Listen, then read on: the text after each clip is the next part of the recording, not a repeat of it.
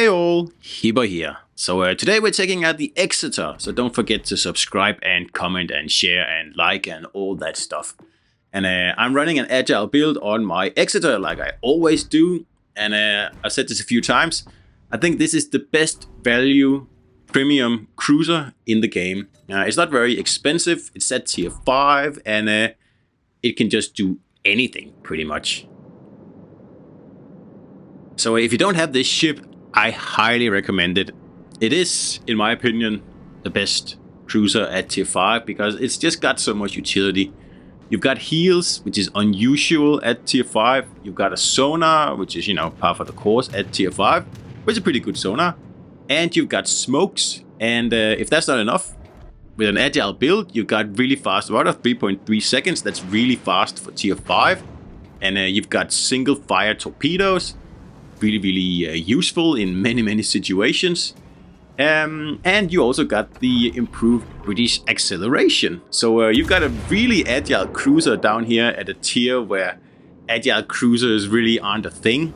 And of course you've also got the sonar, like I said, so you can take on destroyers like very efficiently here. And dodging torpedoes is very easy in this ship because it's not very long. And it's very agile, it's really fast, and it is a real threat, especially on maps where you can catch destroyers without support, like here on Hotspot. It's a great ship for Hotspot. I really enjoy playing Exeter on Hotspot. But pretty much on any of this, like the more tight maps where you need to actually play aggressively and push in, that's where Exeter just absolutely excels. So we're gonna finish off the Leone here, and that means I've taken this cap here. And that's without any help, because no one really seems to be interested in, helping out with grabbing this cap here. So when it comes to dealing damage, Exeter is not your best ship. So don't play this ship expecting to get high damage games.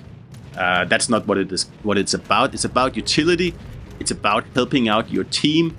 And it's just about, being in the right spot at the right time. And I'm not going to say you can leave the damage dealing to the other ships, but it's not your primary job in this ship here.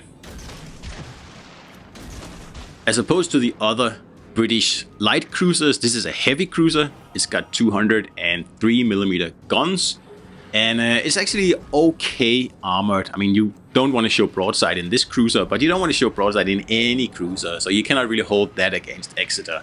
Because yes, if you show broadside, well, yeah, you're going to get punished. So don't do that. It's very simple. One downside to Exeter that is a downside and will come out to bite you once in a while is that the AP tends to overpen a lot of ships in really harmful ways. Especially the Japanese cruisers down here at tier 5, 4, and 6.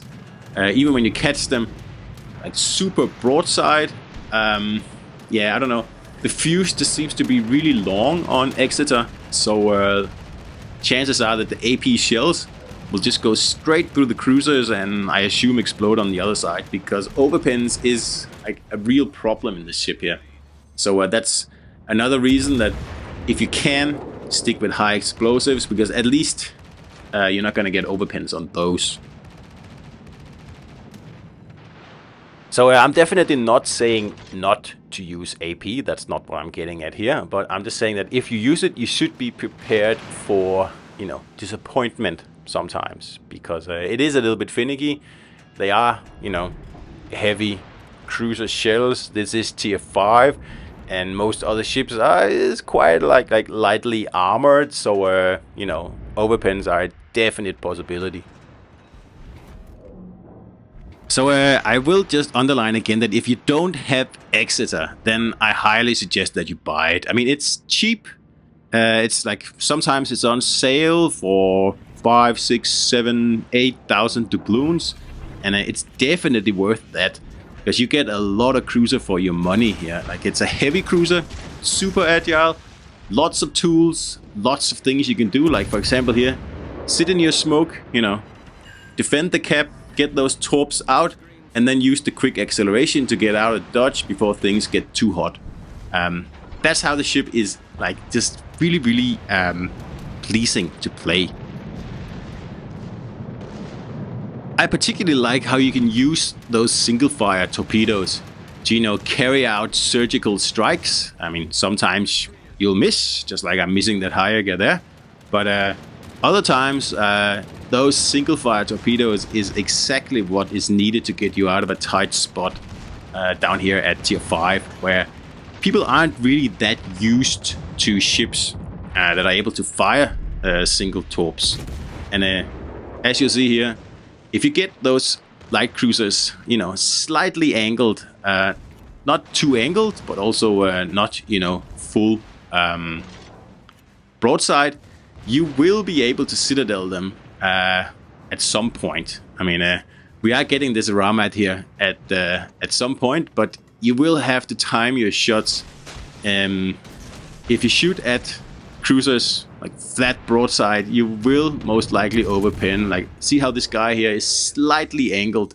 That's what you want, because usually that will give you those citadels. But again, like you just have to accept the fact that citadels are a rarity. I think in Exeter we got one citadel there, and there was 2 full salvos on a perfectly angled Ramat there, and we just didn't get anything out of it. So just keep it in mind. It is a little bit frustrating sometimes, but that's the only frustrating thing about Exeter. Other than that, it's a fantastic ship with lots of utility and just like so many ways to play this ship, and you're never gonna get bored in the battle in this ship here, because you can do whatever the situation calls for. And also the Kutovsky here, he was a little bit angled again here, but now he's turning out, and he's actually showing full broadside, so we don't get anything on that. I mean, and that's what you need to keep in mind.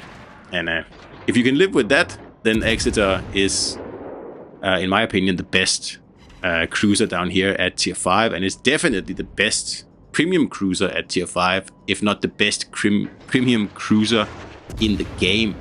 When you're speaking value, because like I say, it's cheap, it doesn't cost a lot, and it's always for sale, and you know, it works with any commander, it works with any map, and any game mode. It's just a very versatile ship, and that's what I like. I love versatility, and that's the main thing I go for when I you know, pick my favorites in the game.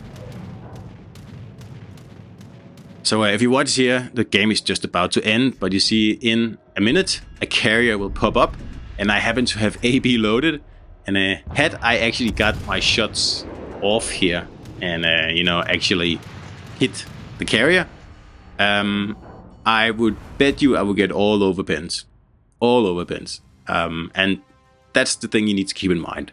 Anyway, hope you enjoyed it. I mean, who needs damage? And I'll see you out there.